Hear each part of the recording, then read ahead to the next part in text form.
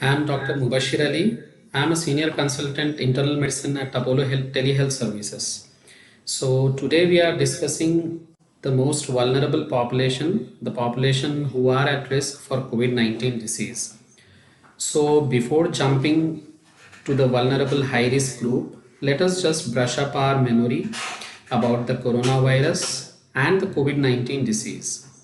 So, COVID 19 disease is a potential severe acute respiratory tract infection first detected in humans in industrial district of Wuhan in China in December 2019. And this was caused by a novel coronavirus, which is a new coronavirus, and it is called severe acute respiratory syndrome coronavirus 2. That means SARS-CoV-2. So this virus is believed to have jumped the species from animals to humans at a wet market in Wuhan, China. So while the potential animal reservoirs and intermediate hosts are unknown at this point, but various scientific studies suggest that they may derive from a recombinant virus between a bat coronavirus and an origin unknown coronavirus. However, this is yet to be confirmed, and it is believed that bats and pangolins are supposed to be secondary hosts and intermediate hosts, as they have been found to be natural reservoirs of this virus. So let us come to the clinical presentation. So the clinical presentation is generally that of a respiratory tract infection with symptoms ranging from mild common cold-like illness to a severe viral pneumonia leading to acute respiratory distress syndrome that is potentially fatal. So characteristic symptoms include fever, dry cough, breathlessness, myalgia, that is body pains, and severe weakness. Although some patients may be asymptomatic. As the scientific data is pouring in, there have been more symptoms added to this list, and the new symptoms are diarrhea, nausea, loss of smell, loss of taste, and back pain. So, complications of severe disease include multi organ failure, septic shock, respiratory failure, and eventually the death. So let us just very fast discuss the different modes of transmission for our awareness. So the available evidence till now indicates that human transmission is more common. That means human to human transmission.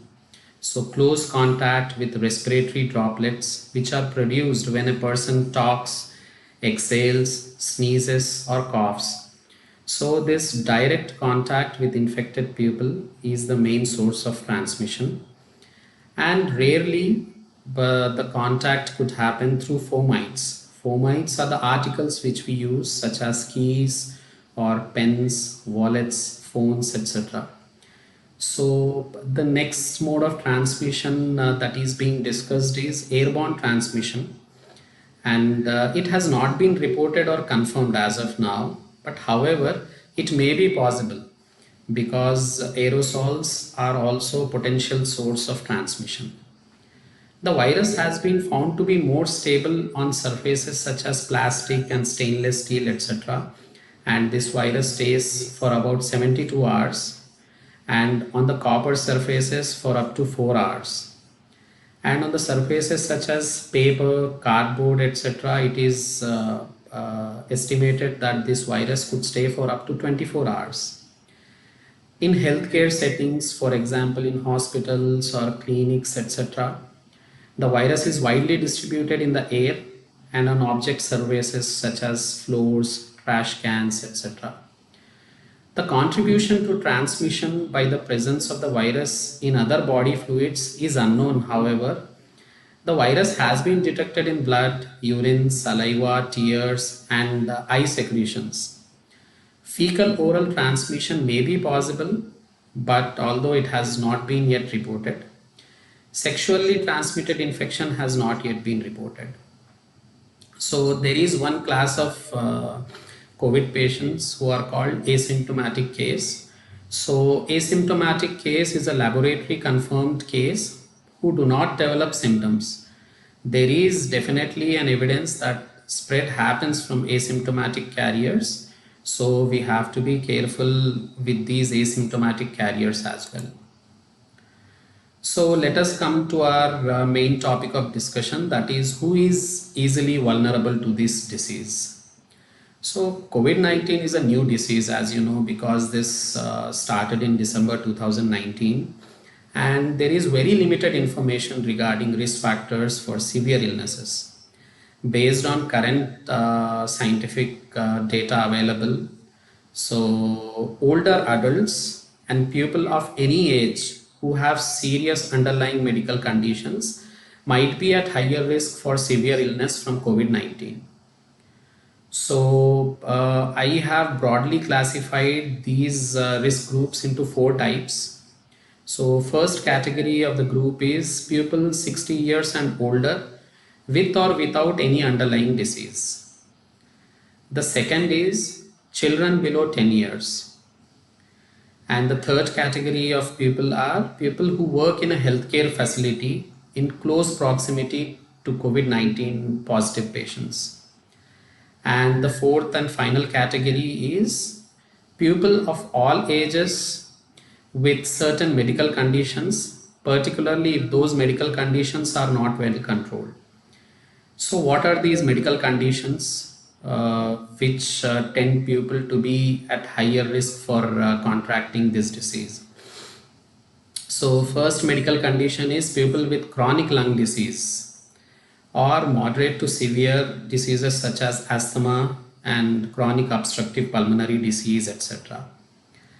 The second one is people who have serious heart conditions and people who have hypertension, cardiac conditions such as cardiac failure or coronary artery disease or cardiomyopathies. All these cardiac conditions come under that.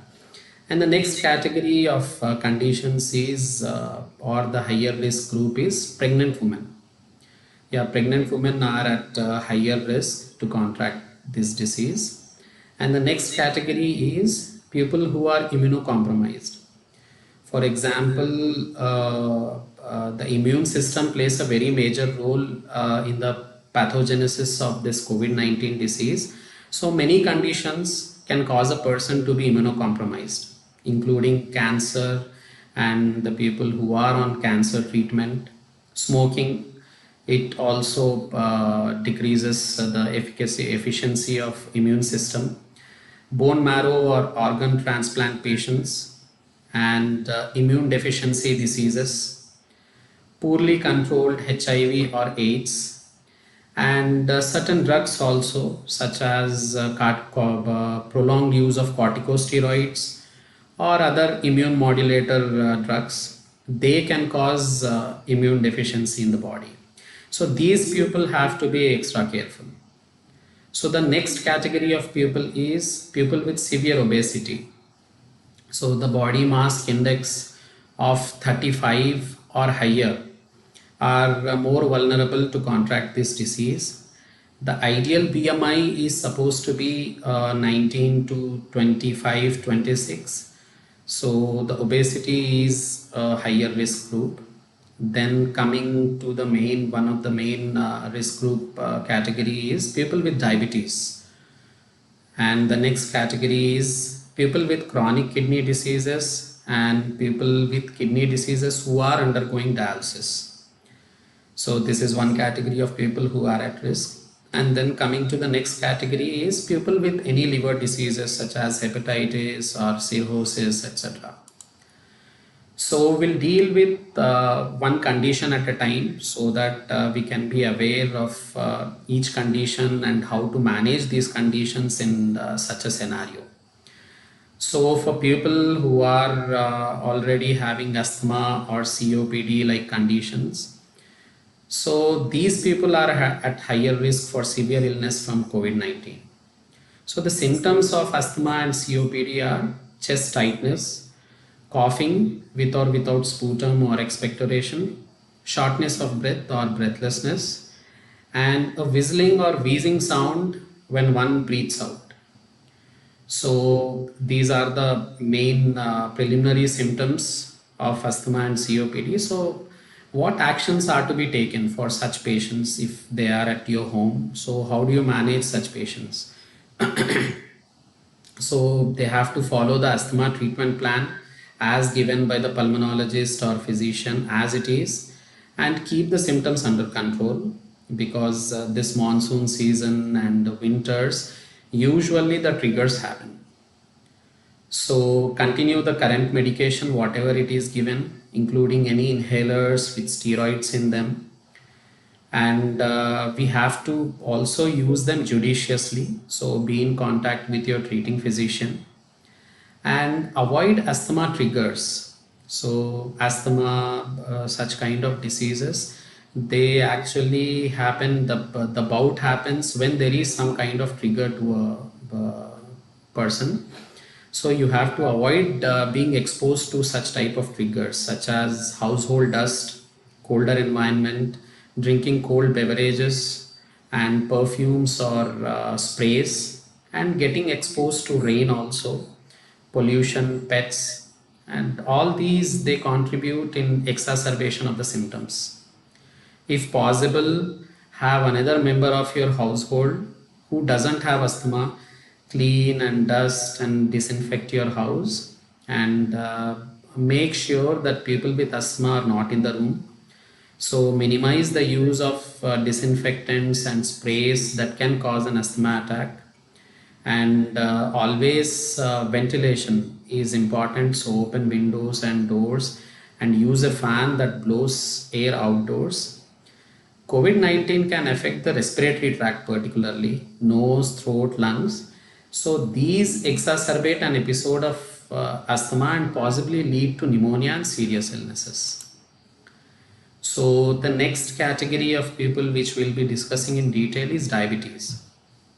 So as you know, this is the most commonest non-communicable disease which the entire globe is facing.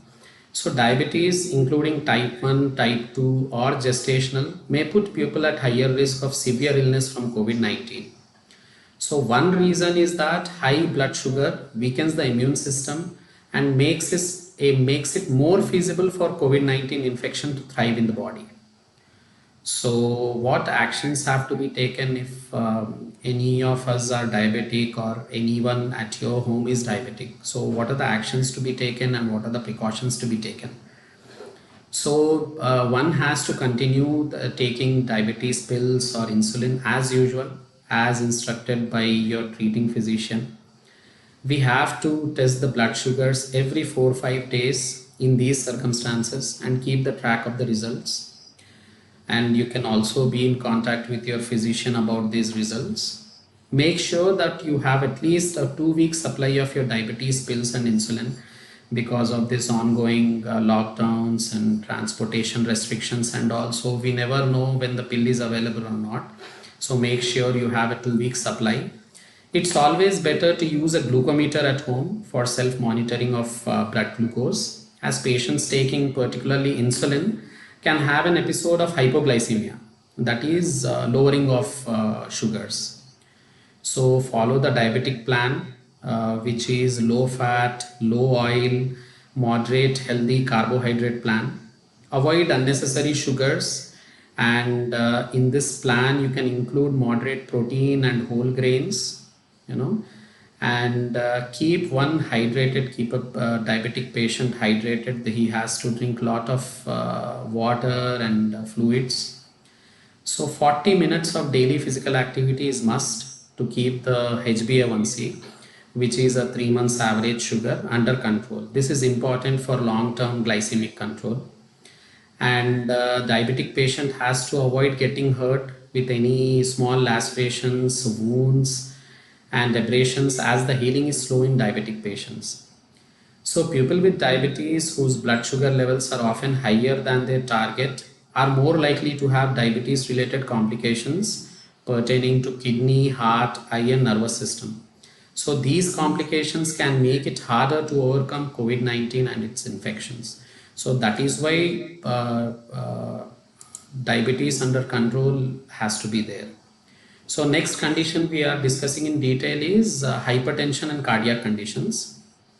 So hypertension, cardiac conditions including heart failure, coronary artery diseases, congenital heart diseases, cardiomyopathies, and pulmonary hypertension may put people at higher risk for severe illness from COVID-19. So what actions have to be taken and what precautions have to be taken are one has to take the cardiac medications such as anticoagulants, antiplatelets, etc., whatever which is given by your cardiologist or physician exactly as prescribed. So avoid skipping the medications as it can trigger chain of events concerning cardiac and vascular complications.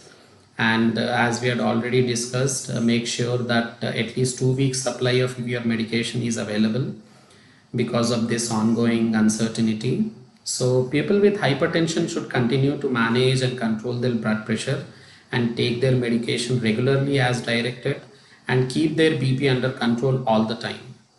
So the diet which helps is low fat, low oil, low salt diet plan is good for patients with hypertension and cardiac diseases. Avoid unnecessary fats, sweets and other junk foods. Daily physical activity is also important. Yoga or mild exercises for 30 to 40 minutes are necessary. COVID-19, like other viral illnesses such as the flu, can damage the respiratory system and make it harder for your heart to work. For people with heart failure and other serious heart conditions, this can lead to a worsening of COVID-19 symptoms. So avoid getting, one more important factor is one should avoid getting overweight and maintain the ideal BMI, because severe obesity increases the risk of a serious breathing problem called the acute respiratory distress syndrome, which is a major complication again of COVID-19. So people living with severe obesity can have multiple serious chronic diseases and underlying health conditions that can increase the risk of severe illness from COVID-19 disease. So the next category of people we'll be discussing in detail is pregnant women. As of now, there is no evidence to suggest an increased risk of miscarriages if exposed to COVID-19. So mother to child transmission of COVID-19 during pregnancy is also unlikely. So however, after birth, a newborn can be infected after being in close proximity with an infected person, including the baby's mother or other caregivers. A small number of babies have tested positive for the virus shortly after birth, according to limited published data we have. However, it is unknown if these babies got virus before, during or after birth. A small number of other problems such as preterm birth have been reported in babies born to mothers who tested positive for COVID-19. And however, we do not know if these problems were related to the virus. So what are the actions and precautions to be taken for the pregnant woman? So gestational women should not skip their prenatal care appointments or any antenatal checkups. So get all the necessary scheduled investigations and scans on time by taking all the necessary precautions, such as when you're going to a healthcare setup, you have to take the precautions of wearing a face mask and social distancing. So eat a healthy balanced diet that should include plenty of oral fluids, milk, eggs, fruits and green leafy vegetables. So usually gestational women become anemic during pregnancy, and anemia weakens the immune system, which in turn is a risk factor for COVID-19. So gestational women with gestational diabetes or gestational hypertension have to be extra careful for the risk involved and have to maintain the sugar and BP under control during this pandemic. So some healthcare providers are also providing teleconsultations during this time. So it's better we get that facility for the pregnant women and avoid unnecessary visit to the healthcare facility. See, although there is no vaccine available to protect against the virus that causes COVID-19, routine vaccines are important for pregnant women also to protect the health. Receiving some vaccines during pregnancy, such as influenza and tetanus diphtheria vaccines, can help prevent the infection to the pregnant woman and her baby. If you are pregnant, you should continue to receive your recommended vaccines, all the vaccines. So that has to be there. And next category we are discussing in detail is COVID-19 and the children.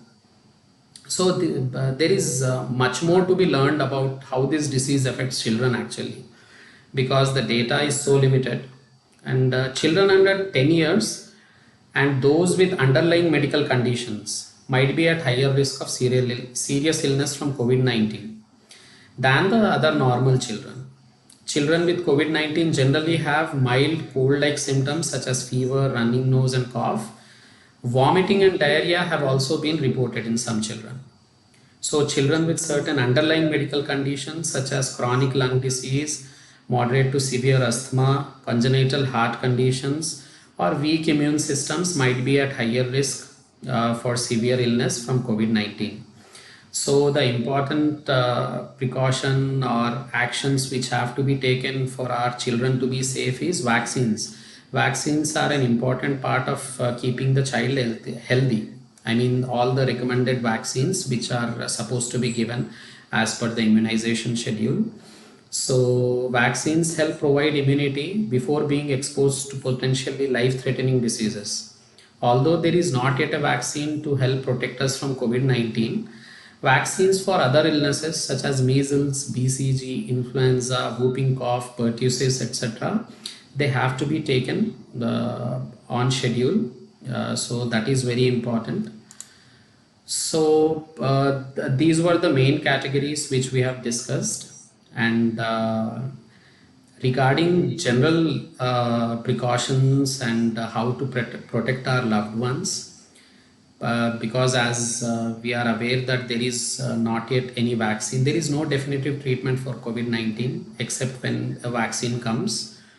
So you can take steps to reduce your risk of infection. The World Health Organization and US Centers for Disease Control and Prevention recommend certain precautions for avoiding COVID-19. So one has to avoid large events and mass gatherings. So one has to avoid close contact. That means about 2 meters of distance. Physical distancing has to be maintained. Avoid anyone who is sick. Avoid meeting anyone who is sick. Stay at home when possible and keep distance between yourself and others if COVID-19 is spreading in your community, especially if you have a higher risk of serious illness. Wash your hands often with soap and water for at least 20 seconds, or you can use an alcohol-based sanitizer which contains more than 60% of alcohol. So cover your face with a cloth face mask in public places such as grocery stores and shops and all when it's difficult to avoid close contact with others. So one has to cover mouth and nose with an elbow or a tissue when you cough and sneeze, and avoid constantly touching your eyes, nose and mouth. Avoid sharing dishes, glasses, towels, bedding and other household items if you are sick. And clean and disinfect high-touch surfaces such as doorknobs, tables, light switches, electronics, etc. Avoid taking public transportation, taxis and sharing rides in this situation. So in addition to these, if one is at a higher risk of infection, then people with underlying diseases such as diabetes, hypertension and cardiac diseases should take the medication regularly, and they're skipping the medication and all that would be a very disastrous thing for the people who are at risk. And for all the adults, what I suggest is to check the vaccination status, particularly influenza and pneumococcal. It's always better to get these shots, and because this is a monsoon season, it is better to get an influenza shot as well as pneumococcal. It is recommended by WHO and ICMR to all the adults. And for the people who are at higher risk with underlying conditions, they should not delay getting emergency care for the underlying conditions because of this COVID-19, because there is so much panic around and so much confusion.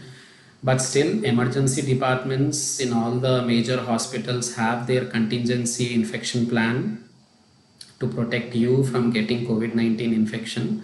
So if you need care for your underlying condition, you have to deal with it, and you have to get it checked. So one more important factor which I want to discuss is coping with stress and mental health for the people who are at higher risk, because obviously we protect the people who are at higher risk and they are not allowed to go outside, and they are mostly permitted to their homes. So older people and people of any age who have serious underlying conditions are at higher risk. So these conditions and situations may result in increased stress during this pandemic.